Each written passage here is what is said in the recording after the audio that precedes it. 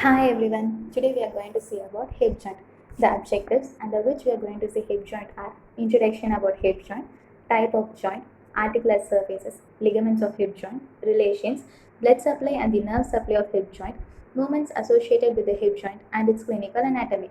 Now, what is a hip joint? Hip joint is nothing but the articulation of pelvis with the femur, that is your thigh bone. It forms a connection between the pelvic girdle and the lower limb. It is the most stable joint of the lower limb. The hip joint is unique in having a high degree of stability as well as mobility. Let's see what are all the factors that contribute for the stability of the hip joint. It depends upon the depth of the acetabulum and the narrowing of its mouth by the acetabular labrum, which is the intracapsular ligament of hip joint. Tension and strength of ligaments, strength of the surrounding muscles, length of the neck of the femur, and the atmospheric pressure. Next, type of joint. Hip joint is a ball and socket type of synovial joint where the head of the femur articulates with the acetabulum of the pelvic bone. It is a multi-axial joint, that is a joint that allows for movement in several directions. Moving on, we'll see about the articular surfaces of the hip joint. As I told earlier, hip joint is formed by the articulation of head of the femur with the pelvic bone. Articular surfaces of the hip joint are head of the femur and the lunate surface of the acetabulum. Here, the femoral head is hemispherical and is covered with hyaline cartilage except at the place of fovea capitis. Fovea capitis is nothing but a small oval-shaped dimple on the head of the femur. The lunate surface is also covered with the hyaline cartilage. Next, we'll see about the ligaments of hip joint. Moving on with the capsular ligament, that is the fibrous capsule. The hip joint is enclosed by the strong fibrous capsule and it is lined internally by the synovial membrane. The capsule of the hip joint is thicker anterior-posteriorly. This is the part which is subjected to maximum tension in the standing posture. Posterior-inferiorly, the capsule is relatively thin and it is loosely attached. The capsule has two major group of fibers. One is the longitudinal fibers, another one is the circular fibers.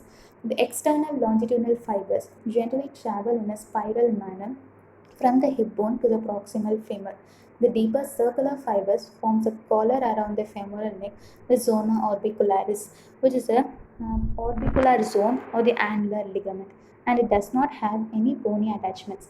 The capsule of the hip joint is made stronger inferiorly by the pubofemoral ligament and posteriorly by the ischiofemoral ligament. The ligaments of hip joint are broadly classified into two groups, the capsular ligaments and the intracapsular ligaments. Capsular ligaments or intrinsic ligaments of the joint capsule. There are three capsular ligaments that plays a key role in making the joint more stronger during various movements. They are the iliofemoral ligament, pubofemoral ligament, and the ischiofemoral ligament. The intracapsular ligament is found inside the capsule.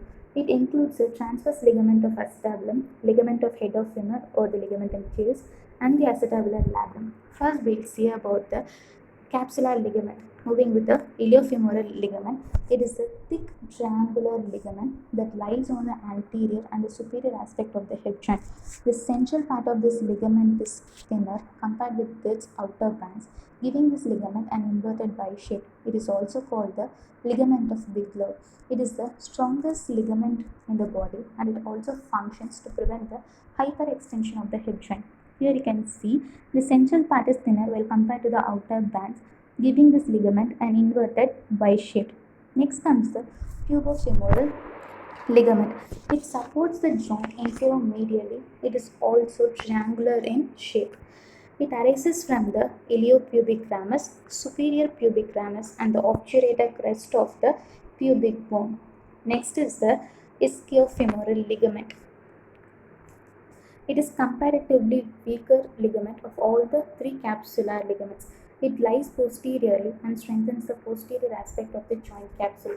Its fibers are twisted and extend from the ischium to the acetabulum. Some of them are attached to the greater trochanter. Some of the deeper fibers of the ischiofemoral ligament blend with the zona orbicularis of the fibrous capsule. Here you can see the twisted manner of the ischiofemoral ligament. Some of the fibers are attached to the greater trochanter of the femur. Next, we'll see about the intracapsular ligament. first let's see about the ligament of head of femur. It is also called the round ligament or the ligamentum teres. It is a flattened triangular band of connective tissue.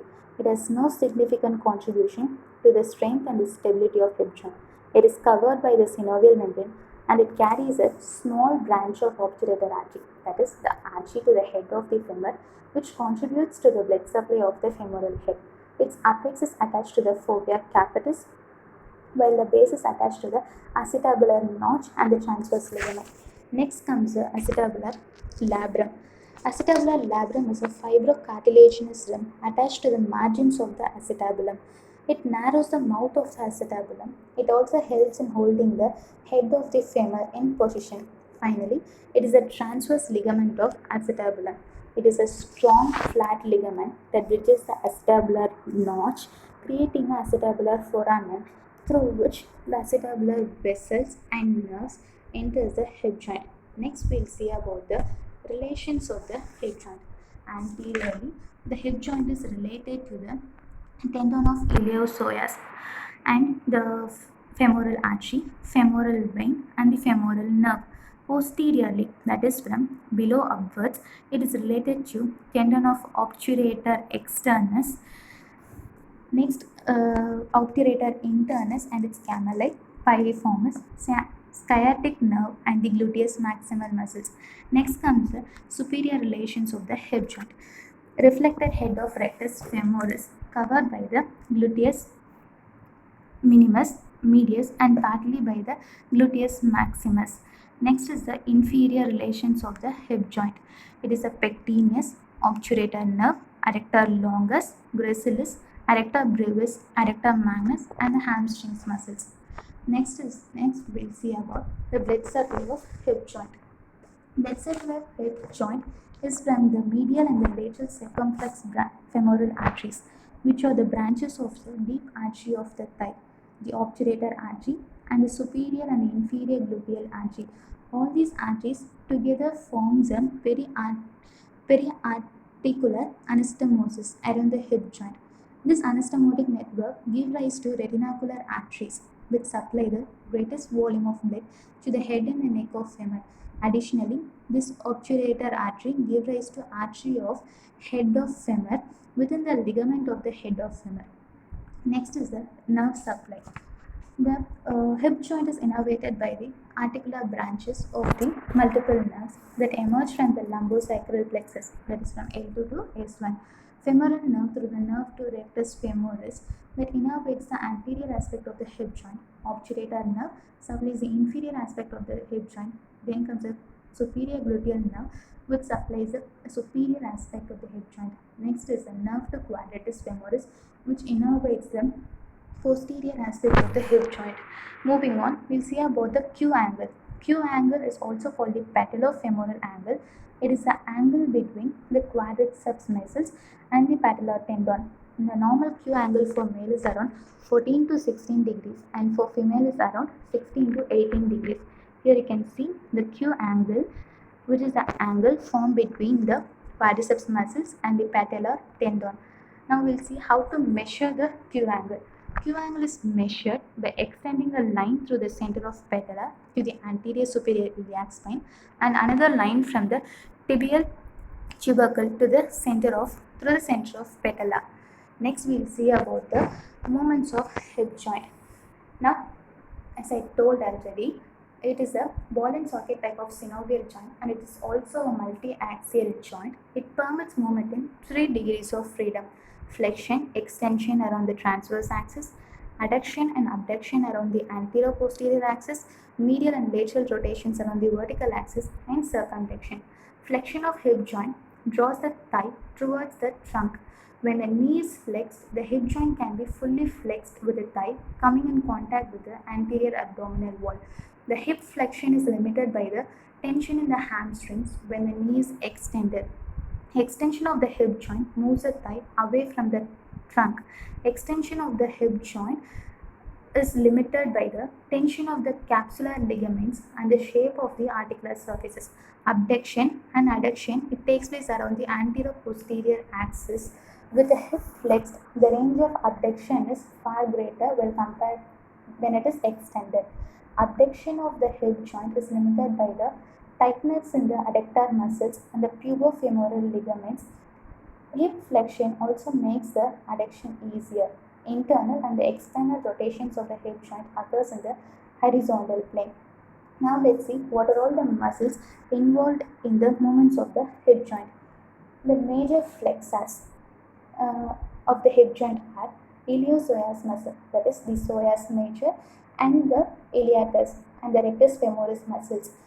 The pectineus, tensor fasciae lata, and the sartorius muscles assist as the weaker flexors. Also, the adductor longus and brevis can assist with the flexion of the hip joint in addition to this adductor function.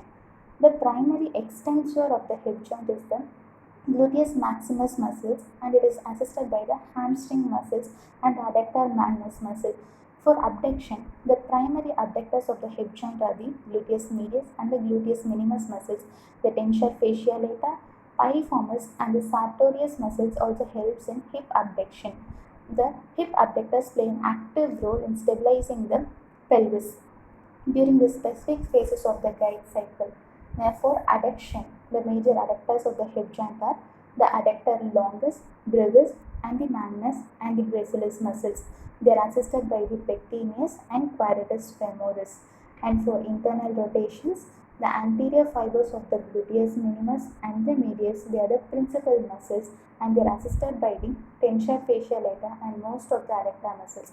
For external rotation, it is produced by the gluteus maximus together with a group of 6 small muscles. They are the piriformis, obturator internus, superior and the inferior granular, quadratus femoris, and the obturator externus. And finally, we see some of the clinical anatomy of hip joint. First is the congenital dislocation. They are more common in the hip than any other joint. Here, the head of the femur slips upwards onto the gluteal surface of the ilium because the upper margin of the acetabulum is developmentally deficient. Next is the Perthes disease. It is also called pseudocoxalgia, which is characterized by the destruction and flattening of the head of the femur. Here, there will be an increased joint space in X-rays. Next comes the dislocation of hip. So, it is most common in the posterior, less common in the anterior, and central. It is a very rare case.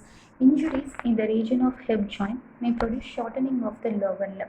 Diseases of the hip joint like tuberculosis may cause referred pain in the knee because of the common nerve supply of the two joints.